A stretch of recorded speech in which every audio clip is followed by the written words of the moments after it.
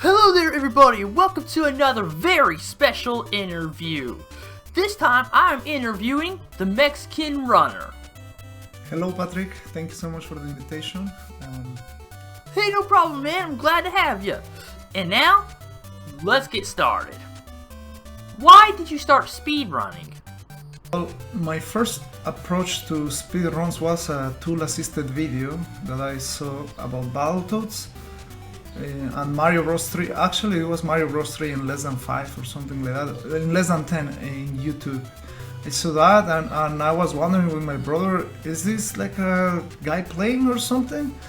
Then in the description of the video it took me to tasvideos.org, and there I tried to find my favorite game because there was a search bar, so I was like, well, let's try Battletoads, and there it was.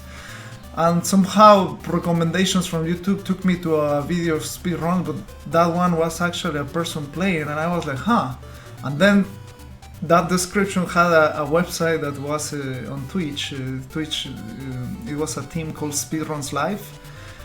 And once I find out that, I saw that there was a lot of people playing a lot of games, and I was just really impressed by that. So like many other people, I started watching, and after 4 or 5 months, then I decided to try it myself.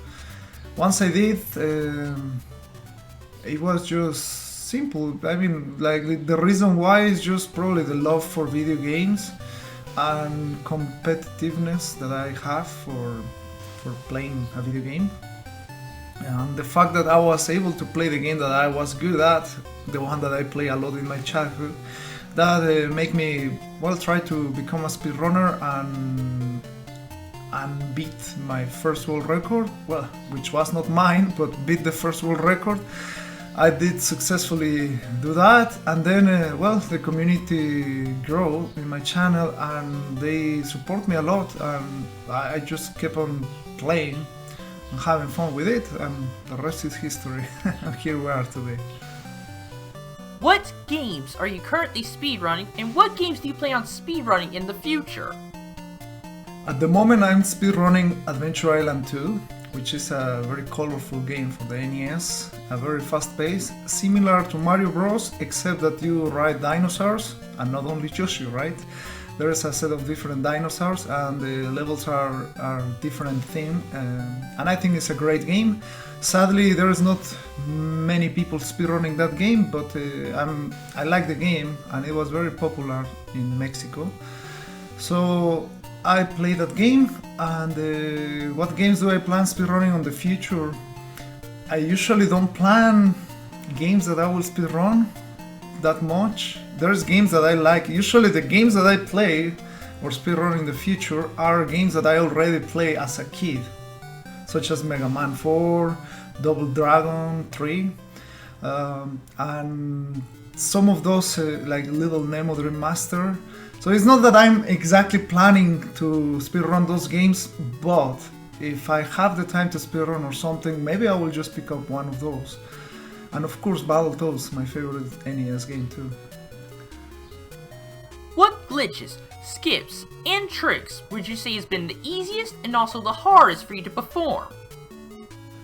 When it comes to glitches, skips, and all that, I know what is the hardest, but maybe I should start with the easiest ones.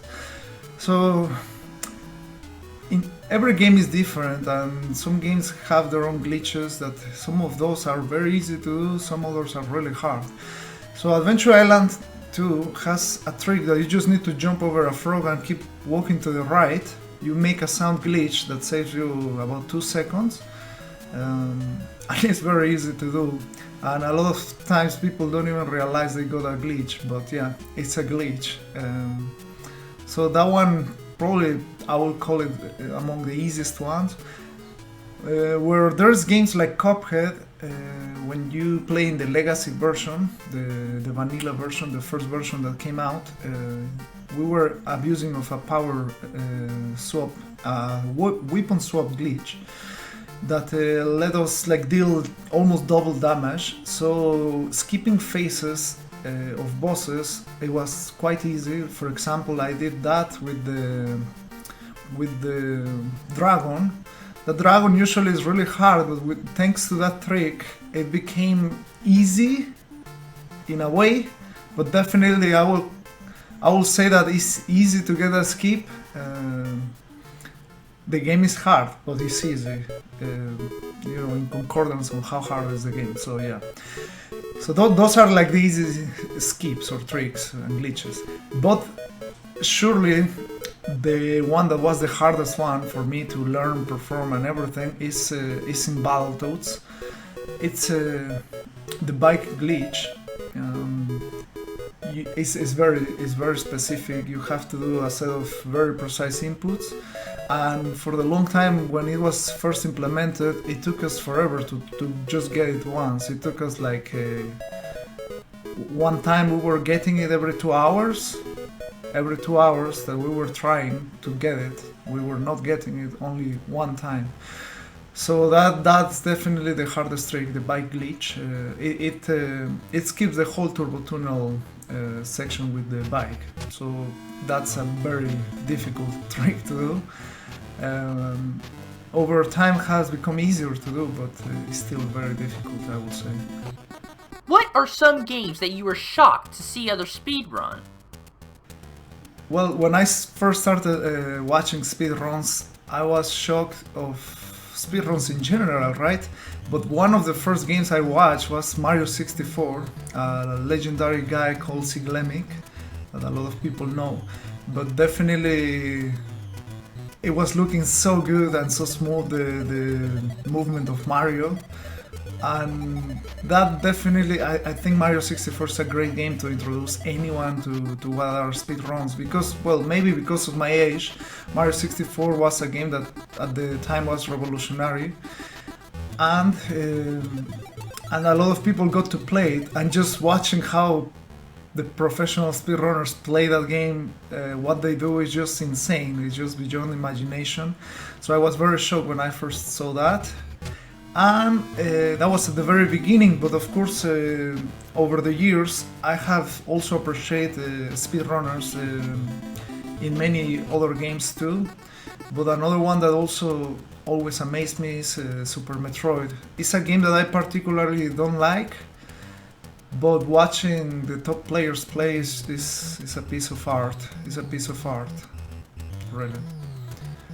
What is your biggest goal for speedrunning? I think my biggest goal, I already achieved it, which was getting the world record in Battletoads. That was basically my only goal while speedrunning. I know it sounds like I have no dreams for the future or something, but when it comes to gaming, I feel like I already achieved what I had to do, which was beating all the NES games in a project that I called NES Mania. I got a Guinness World Record for that. While it was not a speedrun exactly as a speedrun, it was still a very difficult thing in the gaming world. It gave me a very solid name. So that's something I did, plus getting the world record in Battletoads. But of course, the nature of the speedruns and any world record is to be broken. So that game got that world record got improved by other people. So probably deep in my heart, I would love to have the world record in Battletoads in the main categories. I do have one out of the 3 main categories, but I mean, if I don't get it, I won't feel bad, because I was part of that history of improving the game to get it to a very good point. So yeah, I think that could be my current goal, which is not exactly a current goal I'm working on. I would say more than a speedrunning goal, maybe I have like a streaming goal, which is probably just try out to reach more people, to engage with my audience, stuff like that. Speedrunning wise, I have always said like, it's just speedrunning at the very core is really hard. It's really hard because you spend a lot of hours. It's very taxing on your fingers, hands, and you need to be very strained, have a lot of strain, mental strain, and patience. and I think it's quite hard to be a speedrunner, a top competitive speedrunner these days.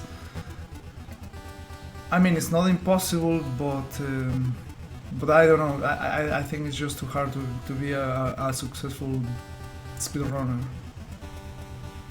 Alright everybody, that is the interview. Thanks again TMR for being a part of my interview series. It was another huge honor to have such a huge popular speedrunner like yourself on my channel. It was awesome, man. I appreciate it. Alright, that is the video for today, everybody. Like, comment, and subscribe. And I'll see you guys in the next video. Goodbye, everybody.